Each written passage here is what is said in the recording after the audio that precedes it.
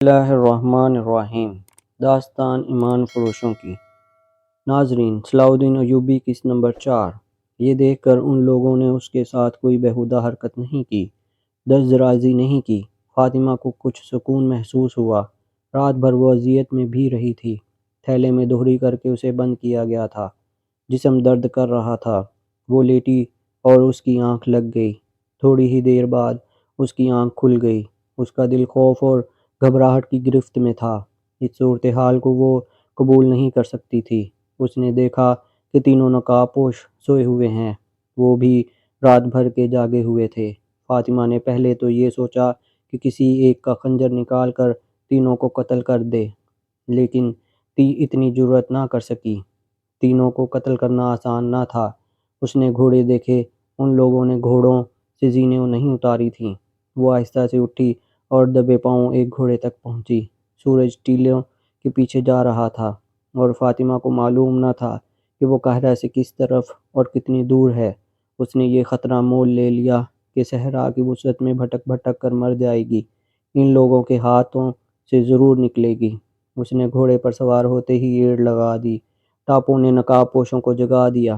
انہوں نے فاطمہ کو ٹیلے کی اوٹ میں جاتے دیکھ لیا تھا۔ دو نقاب پوش گھوڑوں پر سوار ہوئے اور تعاقب میں گھوڑے سرپٹ بھگا دیے۔ فاطمہ کے لیے مشکل یہ تھی کہ اسے ٹیلوں کے قید خانے سے نکلنے کا راستہ معلوم نہ تھا۔ صحرائی ٹیلے بھول بھلیوں جیسے ہوتے ہیں، صرف صحرا کے بھیدی ان سے واقف ہوتے ہیں۔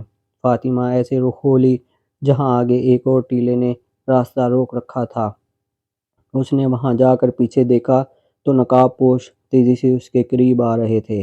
اس نے گھوڑے کو ٹیلے پر چڑھا دیا اور ایڑ مارتی گئی۔ گھوڑا اچھا تھا، اوپر جا کر پرے اتر گیا۔ وہ ایک طرف کو گھوڑا موڑ لے گئی۔ آگے راستہ مل گیا۔ نقاب پوش بھی پہنچ گئے۔ فاصلہ کم ہو رہا تھا۔ فاطمہ کو اپنی آنکھوں پر یقین نہ آیا جب اس نے اپنے سامنے سمندر کی طرح کھلا صحرا اور چار شتر سوار اپنی سمت آتے دیکھے۔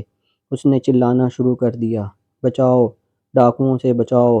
وہ ان تک پہنچ گئی۔ اس کے پیچھے دونوں نقاب پوشوں کے گھوڑے باہر آئے۔ شتر سواروں کو دیکھ کر انہوں نے گھوڑوں کی باگیں کھینچیں اور گھوڑے موڑے بھی۔ شتر سواروں نے اونٹ دوڑا دیے۔ ایک نے کمان میں تیر رکھ کر چھوڑا تو تیر ایک گھوڑے کی گردن میں اتر گیا۔ گھوڑا درد سے تڑپا، اچھلا اور بے قابو ہو گیا۔ سوار کود گیا۔ شتر سواروں نے انہیں للکارا تو دوسرے نے گھوڑا روک لیا۔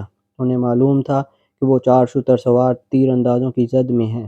فاطمہ نے بتایا کہ ان کا ایک ساتھی اندر ہے۔ ان دونوں کو پکڑ لیا گیا۔ یہ چاروں سلطان ایوبی کی فوج کے کسی گشتی دستے کے سپاہی تھے۔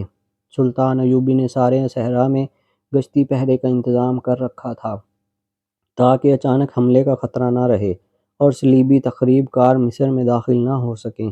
ان گشتی دستے کا بہت فائدہ تھا۔ انہوں نے کئی مشتبہ لوگ پکڑے تھے۔ اب یہ نقاب پوش ان کے پھندے میں آ گئے۔ فاطمہ نے انہیں بتایا کہ اسے کس طرح یہاں تک لایا گیا ہے، وہ کس کی بیوی ہے۔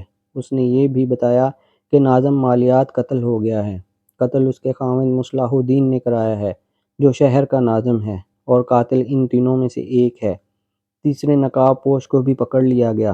ان سے خنجر لے لیے گئے، ہاتھ پیٹھ پیچھے باندھ دیے گئے۔ ان کا ایک گھوڑا تیر لگنے سے بھاگ گیا تھا۔ ایک گھوڑے پر دو نقاب پوشوں کو اور تیسرے پر ایک کو بٹھا کر سپاہی اپنے کمانڈر کے پاس لے چلے۔ فاطمہ کو انہوں نے اونٹ پر بٹھا لیا۔ اس اونٹ کا سوار اپنے ایک ساتھی کے پیچھے سوار ہو گیا۔ اس قافلے کے سامنے 4 میل کی مسافت تھی، جو انہوں نے سورج غروب ہونے تک طے کر لی۔ وہ ایک نخلستان تھا جہاں خیمے بھی نصب تھے۔ یہ اس دستے کا ہیڈ کوارٹر تھا۔ فاطمہ کو اس کماندار کے سامنے پیش کیا گیا۔